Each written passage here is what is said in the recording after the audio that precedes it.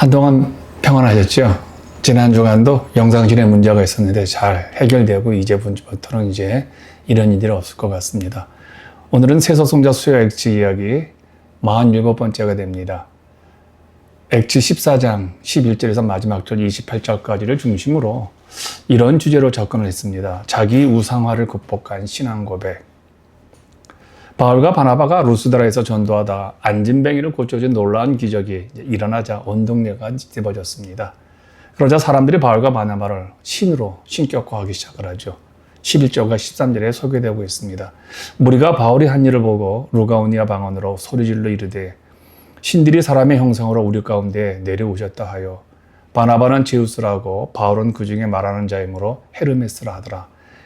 시외 제우스 신당의 제사장이 소와 화환들을 가지고 대문 앞에 와서 무리와 함께 제사하고자 하니 신들이 사람의 형상으로 안진뱅이를 일으킨 기적으로 인하여서 루스드라 사람들이 바울과 바나바를 제우스와 헤르메스 신으로 인정을 합니다.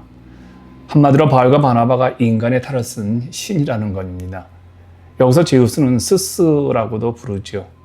바나바를 제우스라고 부릅니다. 헤르메스. 이 신은 제우스의 마음을, 제우스의 심정을 대변하는 신이라고 하죠. 그러니까 바울이 대부분 말을 했기 때문에 헤르메스 신으로 불렸던 것이죠. 제사하고자 하니 바울과 바나바를 신으로 인정하여 제사를 드리려고 했습니다. 근데 왜 이들이 이렇게 신격화를 했을까요? 이렇게 하게 된 배경이 있습니다. 오비디우스의 변신 이야기에 보면요, 제우스가 헤르메스와 함께 인간의 복종을 하고 부르기아 산지를 방문했다고 합니다. 그런데 그곳 사람들이 이 제우스를 영접하지 않았다고 합니다. 그런데 가난한 빌레몬과 바우시스라는 부분만 이 제우스를 영접을 합니다. 그래서 제우스는 이 부분만 살려주고요, 마을을 홍수로 전멸했다는, 죽였다는 전설이 있었기에 이들은 이렇게 이 두 사람을 극진하게 대접을 했다는 것이죠. 이런 대접의 두 사람의 반응은 어떤 모습이었을까요?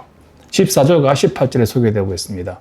두 사도 바나바와 바울이 듣고 옷을 찢고 무리 가운데 뛰어들어가서 소리질러 하나님이 지나간 세대에는 모든 민족으로 자기들의 길들을 가게 방임하셨으나 그러나 자기를 증언하지 아니하신 것이 아니니 곧 여러분에게 하늘로부터 비를 내리시며 결실기를 주시는 선한 일을 하사 음식과 기쁨으로 여러분의 마음에 만족하게 하셨느니라 하고 이렇게 말하여 겨우 무리를 말려 자기들에게 제사를 못하게 하니라. 여기서 옷을 찢고 보통 유대인들은 신성 모독에 대한 강렬한 혐오감을 느낄 때 이렇게 행동을 했지요. 예수님께서 자신이 하나님의 아들이라고 말했을 때 바리새인들과 서기관들이 옷을 찢으며 참남하도다라고 외쳤지요. 하나님의 이름을 모독하는 예수님에 대해서 바로 이렇게 공격한 겁니다. 이것 때문에, 신성 모독죄 때문에 그렇죠. 그런데 이 두 사람이 아주 강력하게 자신들을 신으로 숭배하는 이들의 모습을 거절을 합니다. 왜 이들은 이렇게 옷을 찢으면서까지 강력하게 거절했을까요? 하나님이 제일 싫어하는 것이 우상 숭배이기 때문에 그렇습니다. 우상 숭배의 죄보다 더 단호하게 성경이 금지하고 있는 죄는 없는 것 같습니다. 시편 115장 1절이 이렇습니다. 여호와의 영광을 우리에게 돌리지 마옵소서. 우리에게 돌리지 마옵소서. 오직 주의 인자하심과 진실하심을 인하여 주의 이름에 돌리소서. 하나님의 영광을 인간에게 돌리지 말아달라는 시편 기자의 고백처럼 바울과 바나바의 심정은 하나님의 영광을 인간인 그들이 취할 수 없다는 겁니다. 왜냐하면 이들은 똑똑히 보았어요. 사도행전 12장 23절에서 하나님의 영광을 취하고 죽었던 헤롯 안티파스의 죽음을 보았기 때문에 더더욱 그렇죠. 헤롯이 영광을 하나님께로 돌리지 아니하는 거로 주의 사자가 고치니 충이 먹어 죽느니라. 이 사건을 본 겁니다. 인간은 자기 우상화의 유혹을 단호하게 물리쳐야 합니다. 그러면 어떻게 물리칠 수 있을까요? 15절에 이렇게 나옵니다. 이르되 여러분이 어찌하여 이러한 일을 하느냐? 우리도 여러분과 같은 성정을 가진 사람이라 여러분에게 복음을 전하는 것은 이런 헛된 일을 버리고 천지와 바다와 그 가운데 만물을 지으시고 살아계신 하나님께로 돌아오게 함이라. 여기 이렇게 얘기하죠. 성정을 가진 사람이라. 자신들은 하나님이 아니라 인간이라는 것을 선언합니다. 바울과 바나바는 자기들은 인간이라고 말을 했지요. 왜 이렇게 말했을까요? 왜냐하면 인간은 끊임없이 신이 되려 자기를 높이려 하는 본성이 있습니다. 발발자 사건부터 인간들은 그렇죠. 크고 작은 차이만 있지 우리 마음속에는 자신을 높이려는 본능이 있습니다. 다른 누구보다 높아지려고 하죠. 우리 교회가 다른 교회보다 더 좋은 교회라는 칭찬을 듣고 싶고 내가 이 동네 제일 설교 잘하는 목사라는 그런 타이틀을 얻고 싶은 것이 인간이 갖고 있는 본능입니다. 이걸 어떻게 매 순간 알 수 있을까요? 누군가가 나를 알아주지 않을 때 우리가 어떻게 반응하는가를 보면 압니다. 우리가 교회에서 일하면서 갖는 목표가 무엇입니까? 그것은 하나님의 이름을 높이는 겁니다. 설교자는 설교를 통해서요. 집사는 집사를 통해서, 권사는 권사를 통해서 하나님의 영광, 하나님의 이름을 높이는 것이죠. 그렇다면요, 누가 나를 알아주든 안 알아주든 나를 통해서 그 일이 좋은 열매, 좋은 칭찬, 그래서 결국은 궁극적으로 하나님의 이름이 높아지면 우리는 그걸 족하는 것이죠. 그래서 교회 봉사라는 게 그렇습니다. 자기 인정으로 행하기 시작하면요, 자기 우상화에 넘어지게 됩니다. 그렇다면 이 자기 우상을 극복하는 이 바울의 모습 속에서 매우 중요한 인사이트를 들었습니다. 복음을 전하는 겁니다. 우상화를 극복하는 가장 치명적인 길은요, 복음을 전하는 것이죠. 바울은 기적은, 안진뱅이를 일으킨 기적은 자신들이 신이라는 것이 아니라 예수 그리스도의 복음을 증거하기 위해서 하나님이 일으킨 것이라는 거예요. 하나님께서 너희들을 하나님의 아들로, 자녀로 인도하기 위해서 기적을 일으켰다는 거예요. 복음에 대한 불명과 비전이 바로 이겁니다. 우리는 우상에 넘어가지 않는 방법 중에 하나가 무엇이냐면요, 어떤 이름, 어떤 열매도, 어떤 기적도 복음이 드러나는 것이죠. 우리 인생의 목표가 바로 복음을 드러내는 것이라면요, 자기 우상화, 누가 나를 인정하든 인정하지 않든 넘어가지 않죠. 여기서 묵상을 한번 해봤습니다. 바울과 바나바는 자기 우상화의 유혹이 팽배한 이 현대인들에게, 우리들에게 매우 규감이 되었다는 생각이 듭니다.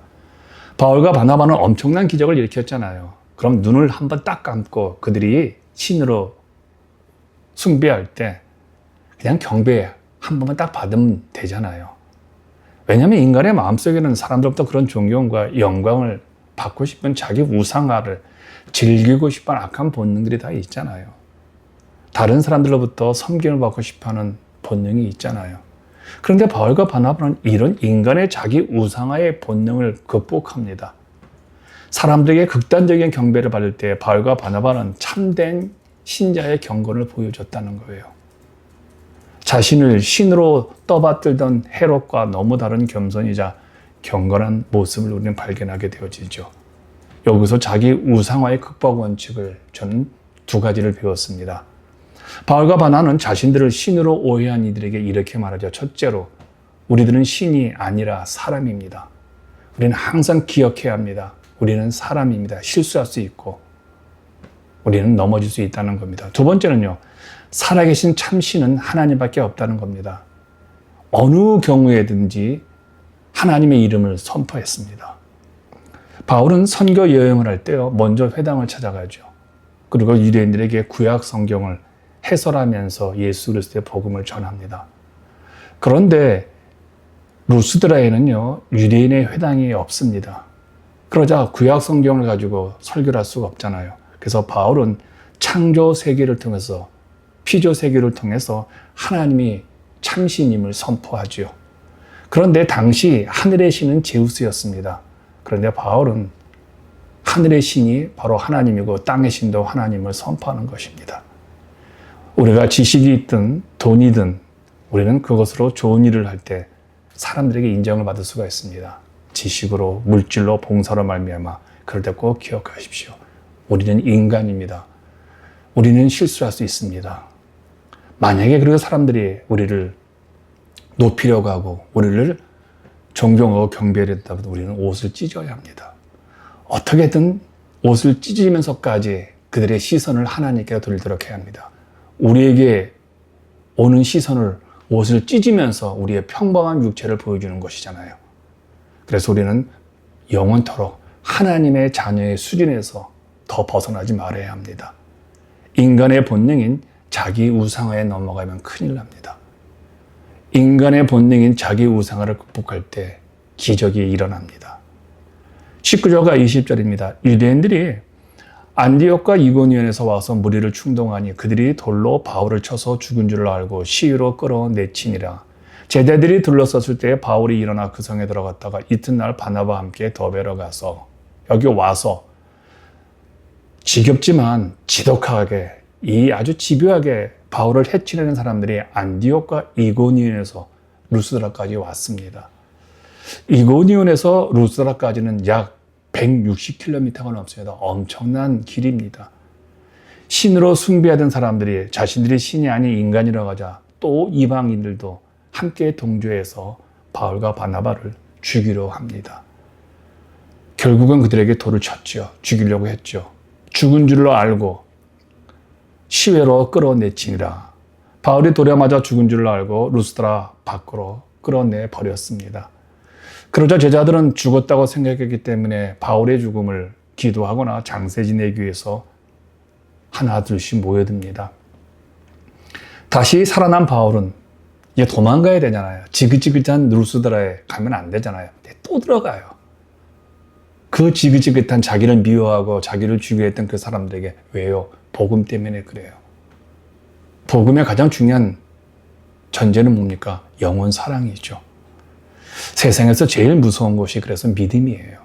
믿음을 이길 어떤 세력도 없어요. 또한 예수께 미친 이들 막을 세력이 없잖아요. 그런데 여러분 이렇게 살 때 반드시 찾아오는 것이 있습니다. 이게 환난입니다. 반드시 많은 환난을 받을 것이라고 바울이 22절에 선포하죠. 그런데 22절에 그 말 하기 이전에 이미 바울은 이 환난을 겪고 있는 거예요. 하나님 나라에 들어가려면 많은 환난을 겪어야 할 것이라는 이 말씀을 이미 그는 경험하고 있습니다. 자, 돌에 맞은 상처는 심각했으나 바울 일행은 다음날 더베로 가서 복음을 전합니다. 21절과 22절에 그 상황이 소개되고 있습니다.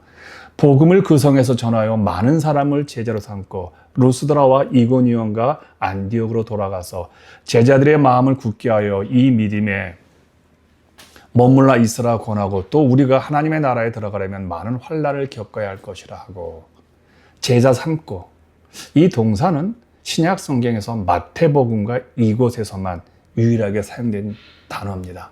제자를 삼으라는 이 단어요. 이 말은요. 바나바와 바울은 환난이 와도 또한 순탄한 길을 걸어가도 그들은 오직 한 가지 일만 했어요. 복음을 전했다는 거예요. 그들이 복음을 전하는 것은요. 예수 그리스도의 지상명령인 제자 삼는 사역이었죠. 그러므로 그들은 환난과 핍박에 있는 그 지긋지긋한 자기를 죽이려 하고 미워하고 오해가 많은 그런 루스드라와 이고니온 다시 돌아갑니다. 참 미쳤지요. 복음에 미쳤죠. 우리는 피할 것 같아요. 다시는 안 갈 것 같은데 그들은 또 갑니다. 그 자리에. 환난은 그 자리에요. 박해하는 그 자리에. 뻔히 어떤 일이 일어날지 알면서도 갑니다. 이게 복음에 미친 사람들입니다. 누가 이들을 이길 수 있을까요?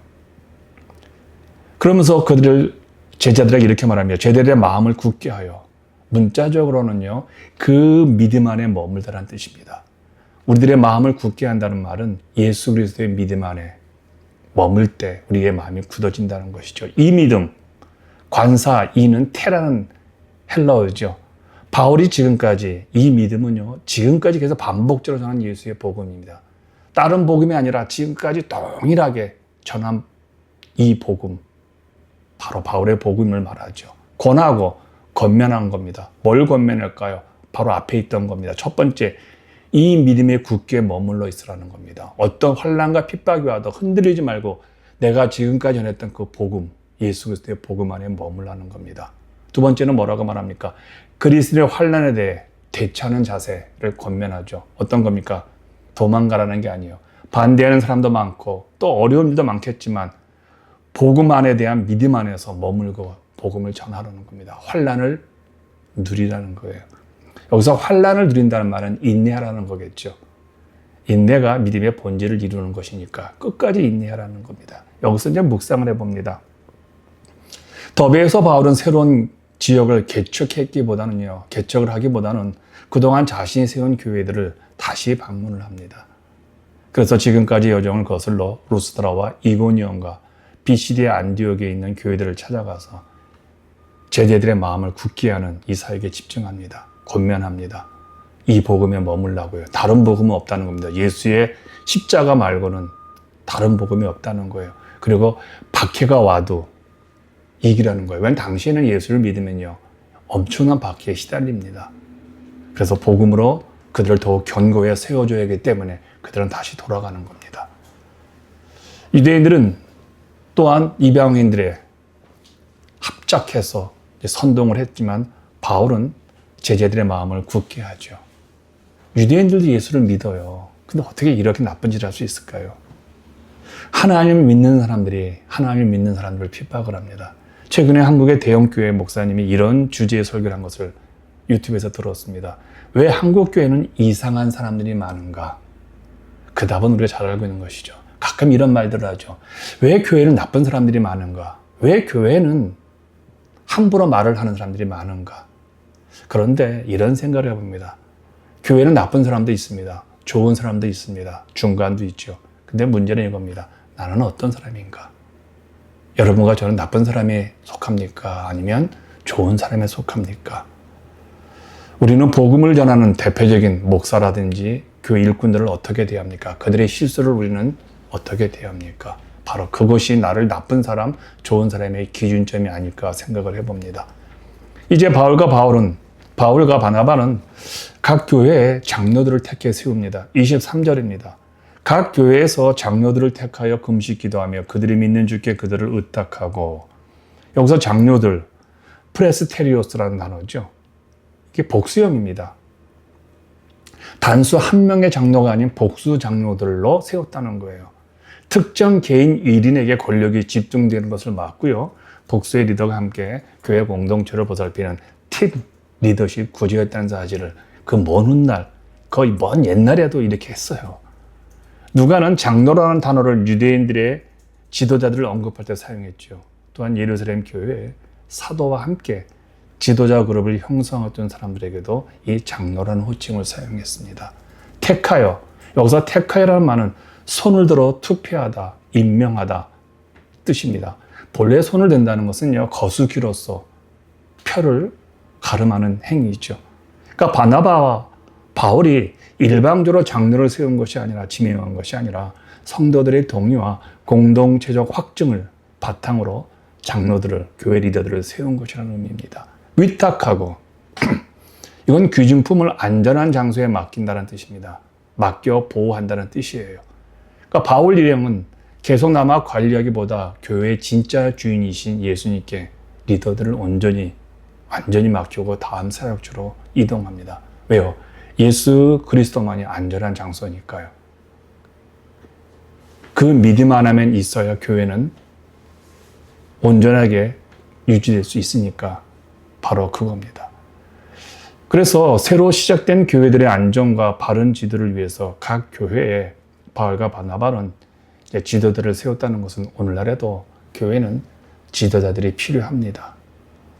그리고 초대교회가 어떻게 신앙 공동체를 지속 가능하게 세워나가고 초대교회가 계속 전 세계로 확산되었는지는요, 바로 이런 리더십의 확산, 제자 잡는 사역을 통해서 이루어졌다는 겁니다. 여기서 묵상을 해봅니다. 교회를 장로들의 지도에게만 맡기지 않고 바울과 바나바는 금식 기도하면서, 아니 전체 교우들이 기도함으로써, 금식함으로써 장로들을 주님께 맡긴 이 모습에서 초대교회 세 가지 리더십의 원리를 저는 발견을 합니다. 첫 번째, 공동체의 지속 가능성인 조직화를 이룬 겁니다. 장로들을 세워야 이 장로를 통해서 교회의 지속성이 유지될 수 있기 때문에요. 바울과 바나바는 복음을 전하고 교회를 개척하는데 그냥 떠나지 않습니다. 개척자가 떠나더라도 지역교회 자체적으로 말씀과 영적 돌봄을 이끌어갈 내실이 있는 리더인 장로들을 세워 자립하게 하고 계속 성장하게끔 도운 것이죠. 두 번째입니다. 이들을 세울 때, 이런 귀중한 장로들을 세울 때 기도와 금식으로 세우는 영적 신중함을 보여주고 있습니다. 새로운 리더를 선출하는 과정에서 인간적인 기준이나 친분보다 하나님의 뜻을 묻는 영적 분별력을 우선시했습니다. 금식 기도는 리더 선출이 사람의 정치와 사람의 교제권이 아니라 영적인 거룩한 과정임을 우리에게 보여주고 있죠. 세 번째입니다. 주권의 이항으로 인간이 아닌 하나님 중심으로서 교회를 세워나갑니다. 리더나 개척자가 교회의 주인이 아니라 그들이 믿는 예수 그리스도가 진짜 주인임을 보여준 겁니다. 인간 리더는요, 교회의 보조적인, 예수 그리스도의 보조적인 감독자일 뿐이죠.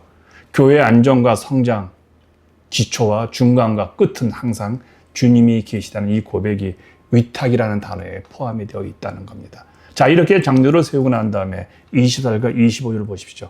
비시디아 가운데로 지나서 밤빌레에 이르러 말씀을 버가에서 전하고 아달리아로 내려가서, 버가는 마가 요한이 도망친 곳이죠.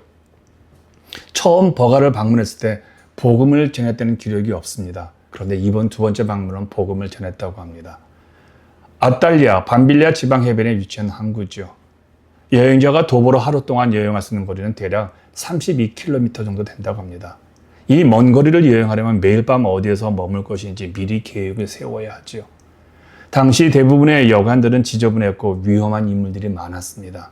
그래서 안전한 여행은 친구의 집이나 친구가 소개시켜준 사람의 집에서 묵어했습니다. 이런 과정을 거쳤다는 겁니다. 자, 이제 바울은 아달리아에서 배를 타고 안디옥으로 돌아갑니다. 26절과 마지막 절 28절입니다. 거기서 배 타고 안디옥에 이르니 이곳은 두 서다고 이른 그 일을 위하여 전에 하나님의 은혜에 부탁하던 곳이라. 그들이 이르러 교회를 모아 하나님이 함께 행하신 모든 일과 이방인들에게 믿음의 문을 여신 것을 보고하고 제자들과 함께 오래 있으니라. 여기 안디옥은요, 안디옥에 시작된 제1차 선교의 그 장소입니다. 처음 출발했던 그 장소입니다. 그러니까 이제 이 안디옥에서 출발했다가 다시 안디옥으로 돌아온 이것을 1차 선교 여행이라고 말합니다. 일은 그 일은 바울과 바나바의 업적이 아니라 하나님이 함께 행하신 모든 일과 이방인들에게 문이 여시고 그들에게 복음이 전해진 그 일을 말합니다. 자기들의 업적이 아니죠. 결국 바울과 바나바는 그들의 사역은 결국 하나님이 하신 일이라는 겁니다. 그들의 땀과 눈물과 아픔과 고통과 모든 성공, 이 모든 것을 아우러서 다 하나님 하셨다는 겁니다. 그래서 누가는 그의 글에서 하나님이 함께 행하셨다는 이 구문을 자주 사용합니다. 즉, 아무리 큰 업적이라도 인간이 영광 못 얻는다는 겁니다. 오래 있으니라. 안디옥에서 얼마 동안 있었을까요? 1년 동안 있었습니다. 이제 결론입니다. 사도행전 14장의 마무리는 사도 바울이 고난과 죽을 위기를 넘기면서도 교회를 세우고 그리고 자신을 기도로 또 후원으로 보내준 수리아 안디옥 교회로 돌아와 하나님 행하신 그 엄청난 구원 사건, 이방인들의 구원 사건을 보고하고 또한 지난 삶을 나누며 1차 선교여행 마침표를 찍는 은혜로운 장면입니다. 여기서 중요한 묵상을 하나 합니다. 1차 선교여행이 종료가 됩니다. 수리아 안디옥은 성도들과 지도자들이 금식하며 기도할 때 성령의 지시로 바나바 바울을 안수하여 최초의 이방인 선교사로 파송을 하죠. 이렇게 시작된 1차 선교여행은요, 루스드라, 더베 등을 거쳐 이제 마침 바울과 바나바가 자신들을 원래 처음으로 파송했던 수리아 안디옥으로 돌아온 겁니다. 그곳에서 성도들을 모아 하나님이 함께 행하신 모든 일과 이방인들에게 믿음의 문을 열어주신 걸 보고하며 하나님의 일을 나누고 1차 선교여행을 공식적으로 종료합니다. 그렇다면 여기서 우리가 한번 생각해 봅시다. 바울의 선교여행은 1차, 2차, 3차로 나누는 기준이 뭘까요? 예, 사도행전 자체에는 1차 여행 시작 그리고 종료 이런 말은 없습니다. 2차 시작, 2차 종료 같은 말은 없습니다. 그럼 어떻게 1차, 2차, 3차를 구분할 수 있을까요? 그것은요, 누가가 기록한 사도행전의 구조적 흐름과 역사적 계기들을 바탕으로 그렇게 구분해야 합니다. 즉, 파송교회인 수리아 안디옥으로 다시 돌아온 것을 1차 선교여행의 마무리라고 하죠. 그리고 예루살렘 공회와 같은 대형 사건을 통한 선교사역의 단계적을 3차라고 하죠. 이렇게 구분해서 합니다. 초대교회 세속성들에 물려진 기도 숙제입니다. 첫 번째입니다. 우리가 사역이나 삶의 자리에서 삶의 문제들이 해결될 때 사람의 칭찬이나 성취감 마음 뺏기지 않도록 스스로 한계를 강력히 인정하고 모든 결과와 영광을 오직 하나님의 한 분에게만 돌리는 충성스러운 종이 해달라고 우리 기도하십시다. 두 번째입니다. 세상이 주는 잠깐의 안락함에 마음을 빼앗긴 이웃들이 세상 우상의 허망함을 깨닫고 천지 만물을 창조하신 살아계신 하나님께 돌아오는 온전한 회개와 영혼구원의 역사가 우리의 인생, 우리의 교회를 통해 일어나게 해달라고 기도하십시다. 마지막입니다. 매일의 삶 속에서 주어진 일상의 은혜를 잊지 말고 그 은혜에 감사함으로 또 감사함에 머물고 삶의 모든 순간에서 선하신 하나님을 온전히 증하는 통로가 되게 해달라고 이제 자기 우상을 극복한 이 믿음의 선언을 우리도 함께 향하는 이 한 주간이 되기를 소망합니다. 다음 주에 뵙겠습니다.